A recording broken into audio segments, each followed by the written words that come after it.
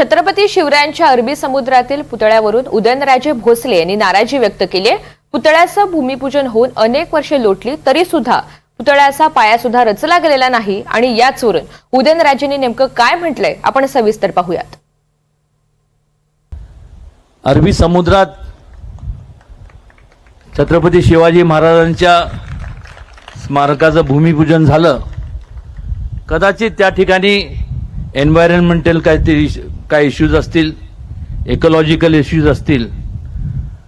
मी देवेंद्रजींशी कानावर घातलंय आणि एक मागणी आहे की ज्या छत्रपती शिवाजी महाराजांचं केंद्रात तर झालंच पाहिजे, पण महाराष्ट्रात देखील आज गव्हर्नर हाऊसच्या ठिकाणी जवळपास 48 एकर जागा आहे अरबी समुद्राला लागून, त्या ठिकाणी व्हावं असं अनेकांची मागणी आहे।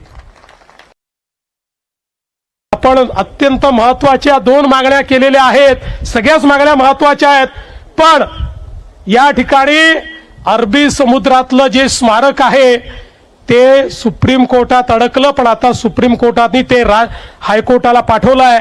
महाराज, आपण महाराजांचे मावळे आहोत, हार मानणार नाही। हायकोर्टामध्ये लढून ते स्मारक आम्ही त्या ठिकाणी मोकळं करून घेऊ आणि कुठल्याही परिस्थितीमध्ये छत्रपती शिवरायांचे स्मारक झालं पाहिजे हा प्रयत्न आपला असेल।